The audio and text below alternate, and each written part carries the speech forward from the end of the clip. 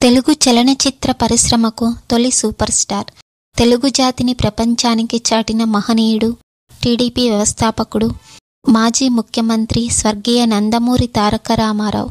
ఆయన సినీ రాజకీయ రంగాల్లో చెరగని ముద్ర వేసి తెలుగువారి గుండెల్లో అన్నగారిగా చిరస్థాయిగా నిలిచిపోయారు.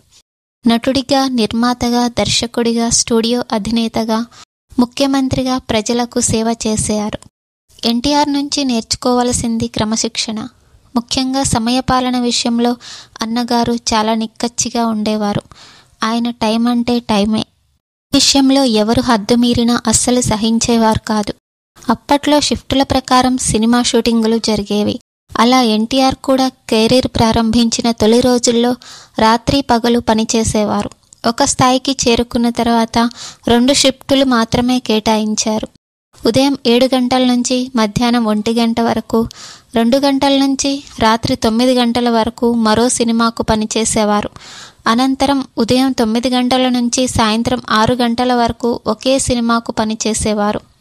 ఇకపోతే అన్నగారి ఆహారపు అలవాట్ల గురించి ఇప్పటికీ కథలుగా చెప్పుకుంటారు ఇండస్ట్రీలో. రాత్రి 8 నుంచి 9 గంటలలోపు భోజనం పూర్తి చేసి పడుకోవడం, తెల్లవారుజామున 3 గంటలకు లేచి వ్యాయామం చేయడం ఎన్టీఆర్కి అలవాటు. పూజాది కార్యక్రమాలు ముగించి బ్రేక్ఫాస్ట్ చేసేవారు. ఉదయాన్నే 24 ఇడ్లీలను ఆరగించేవారు రామారావు గారు. అవి కూడా ఇప్పట్లా చిన్న సైజువి కావు. ఒక్కొక్కటి అరచేతి మందంలో ఉండేవి. కొద్ది కాలం తర్వాత ఇడ్లీలు తినడం మానేసి పొద్దున్నే భోజనం చేసేవారు. అందులో ఖచ్చితంగా మాంసాహారం ఉండాల్సిందే.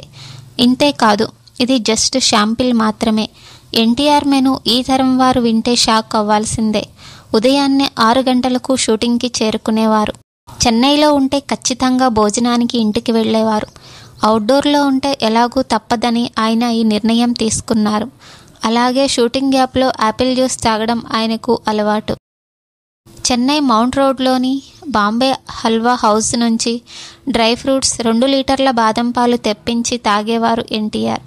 అలాగే 30-40 మిరపకాయ బజ్జీలు అలవోకగా తినేసేవారు. టీలో మామిడి పళ్ళ రసమే ఎన్టీఆర్ లంచ్. టీనగర్లో అవి ఎక్కడ దొరుకుతాయో నిర్మాతకి చెప్పి తెప్పించేవారు. 2 డజన్ల మామిడి పళ్ళ రసంలో గ్లూకోజ్ పౌడర్ కలిపి తాగేవారు.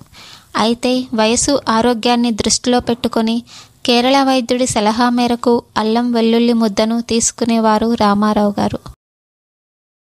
ఈ వీడియో మీకు నచ్చినట్లయితే ప్లీజ్ లైక్ చేయండి, షేర్ చేయండి, సబ్స్క్రైబ్ చేయండి. Thank you for watching.